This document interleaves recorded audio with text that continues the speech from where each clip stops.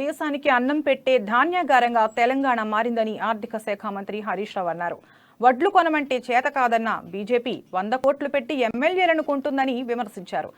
సిద్దిపేట జిల్లా నంగునూరు మండలం సిద్దనపేట మార్కెట్ యార్డులో ఏర్పాటు చేసిన వడ్ల కొనుగోలు కేంద్రాన్ని ఆయన ప్రారంభించి మాట్లాడారు.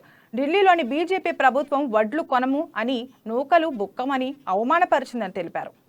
రైతులు ఆయిల్ పామ్ సాగు చేసేందుకు ముందుకు రావాలని సూచించారు. కొనుగోలు కేంద్రాలలో రైతులకు ఇబ్బందులు లేకుండా అన్ని ఏర్పాట్లు పూర్తి చేశామని, రైతులు పండించే ప్రతి గింజను మద్దతు ధర ఇచ్చి కొంటామని తెలిపారు.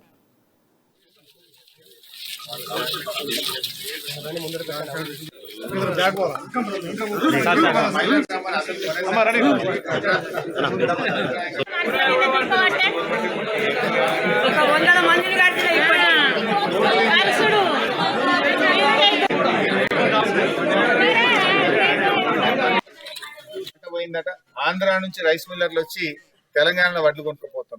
కర్ణాటక రాష్ట్రం నుంచి వచ్చి నిజామాబాద్ అటు సంగారెడ్డి జిల్లాల కామారెడ్డి జిల్లాలు వచ్చి వాళ్ళు కర్ణాటక వాళ్ళు వచ్చి వడ్లు వాళ్ళు కొనుక్కపోతా ఉన్నారు. అంటే ఈ రకంగా మన దేశానికి అన్నం పెట్టేటువంటి ఒక ధాన్యాగారంగా మన తెలంగాణను మార్చిన ఘనత ముఖ్యమంత్రి కేసీఆర్ గారు. ఒకప్పుడు మన దగ్గర పని లేక మనం తిప్పలపడ్డాం. ఇప్పుడు పని కోసం పక్క రాష్ట్రాలలో మన దగ్గరకు వస్తారు. నాట్లు వేయాలంటే మగోళ్ళు కూలికి వస్తున్నారు.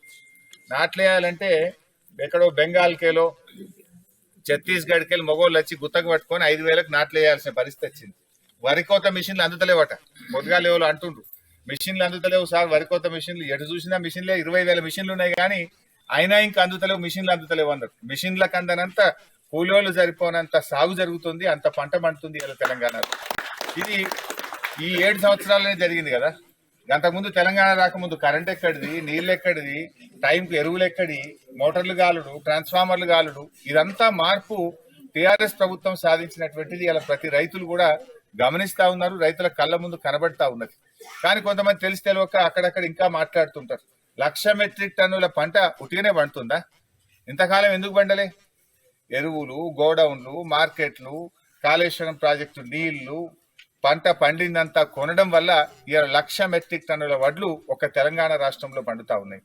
వడ్లు కొనమంటే శాత కాదు కానీ 100 కోట్లు పెట్టి ఎమ్మెల్యేలు మాత్రం కొంటారట బీజేపీ వాళ్ళు. వడ్లు కొనమంటేనేమో శాతనైతే నూకలు బుక్కుమంటారు, కానీ 100 కోట్లు ఖర్చు పెట్టి ఎమ్మెల్యేలను కొంటాం, మీ గవర్నమెంట్ వడగొడతామని కుట్రలు చేస్తా ఉన్నారు. బట్ ప్రజలే తగిన బుద్ధి చెప్తారు, ప్రజలే తగిన గుణపాఠం చెప్తారు. ప్రభుత్వాలు ప్రజల కోసం పనిచేయాలి తప్ప ఎమ్మెల్యేలు కొనే పని కాదు చేయాల్సింది. ఇవాళ వాళ్ళు ఆలోచించాల్సిన అవసరం ఉంది. తెలంగాణలో ఇంత మంచి పంటలు పండుతున్నాయి అంటే ఇది ముఖ్యమంత్రి గారి యొక్క ప్రయత్నం, కేసీఆర్ గారి కృషి. ఇంకా వాళ్ళు ఇప్పుడు ఏమంటారు, బోర్ బాయ్ కాడనట మీటర్ పెట్టాలన్నట. బోర్ బాయ్ కాడ మీటర్ పెట్టాలి, రైతన్న ఇంటికి బిల్లు పంపించాలని అంటున్నారు. అది మనం పెడతలేమని చెప్పి